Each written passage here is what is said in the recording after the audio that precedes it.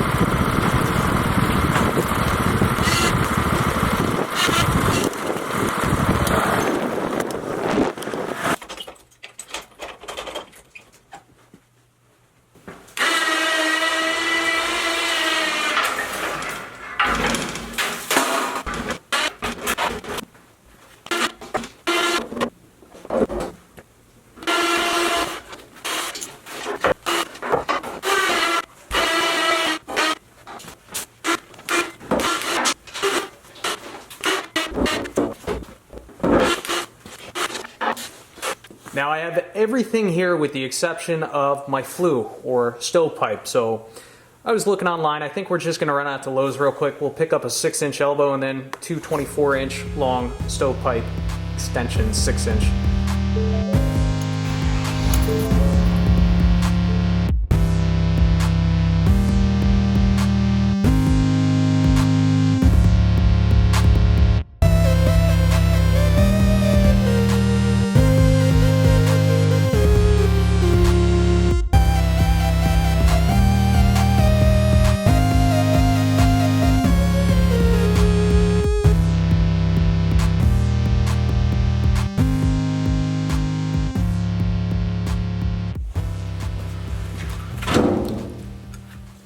So if I'm being quite honest, having a little bit of trouble finding the motivation to start this project because this thing's all rusty and it's going to require a good bit of modification in the shop, the fumes, you know how it goes. But I think the latch works. All right, so the latch on the firebox works okay. This is the air control.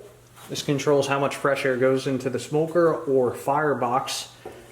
This is stuck on this bolt, so I'm gonna have to see if I can loosen that up. Now you take a look at this ring. You can see this is pretty thick stuff. At least the front ring looks to be, shoot, it's gotta be like 5/16, which I'm not really well equipped to cut through this thicker stuff. So another issue is the smokestack on the back. This is close to 1/2 inch. You know, it's welded onto this, but if I want to lay 2 pans in here horizontally, I'm going to have to relocate that pipe to the back, and that is 6 inch. So, I mean, that's good because, you know, my chimney pipes will tie right into this, no problem. But just finding the motivation to cut this off of here, deal with all the fumes, and then try and figure out how to cut this thing for the trays. It's going to be a smoky mess.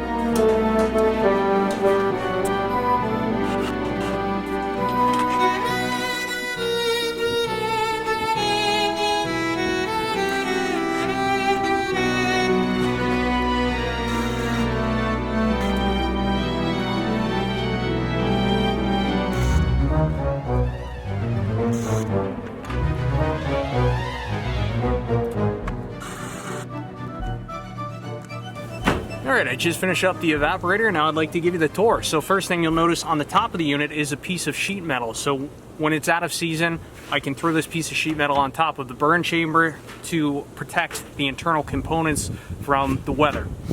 So I'm going to remove this, but another thing I wanted to point out, I designed this so that the chimney as well as the evaporation pans can sit within the main firebox when not in use. So it's nice, everything's kind of self-contained.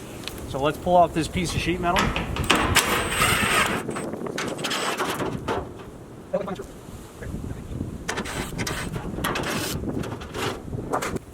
So before I throw the trays on the top of the burn chamber, now would be a good time to show you the flue damper, which I constructed out of an old hub off a 2016 Honda CR-V. I saved it in. Lo and behold, I found a use for it. So that just pivots within this 6-inch pipe that used to be on top of the unit, which I relocated to the back of the unit. And you would just simply control this from this control lever right here. The angle on the piece of 1/4-inch rod notes the direction of the valve. So when it's in line, that's open. When it's cross, closed.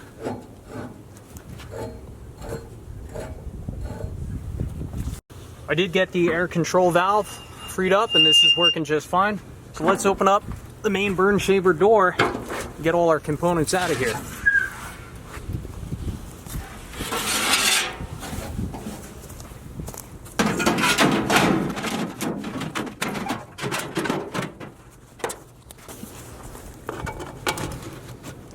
Probably could use a sheet metal screw. I'll probably do that at some point.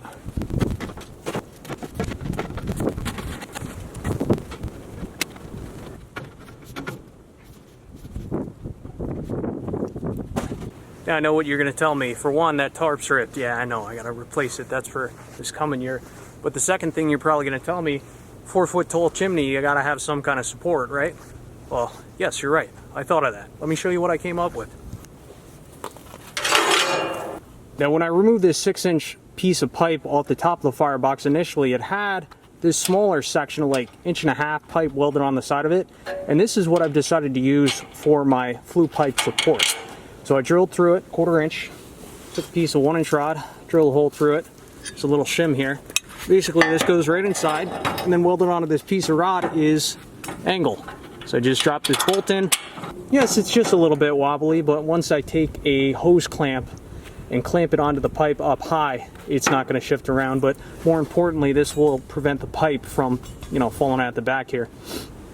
But this bolt locks this piece of 1-inch pipe into place, so it doesn't pull out, and shift from side to side is minimal.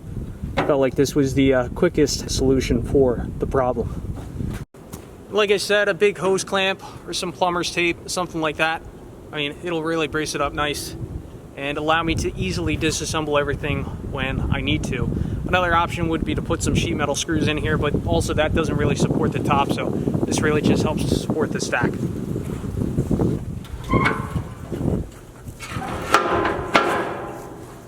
That's all for this build, folks. Next time you see this device, we'll be hopefully making our first batch of maple syrup. Can't wait. Thanks for watching. Catch you on the next one.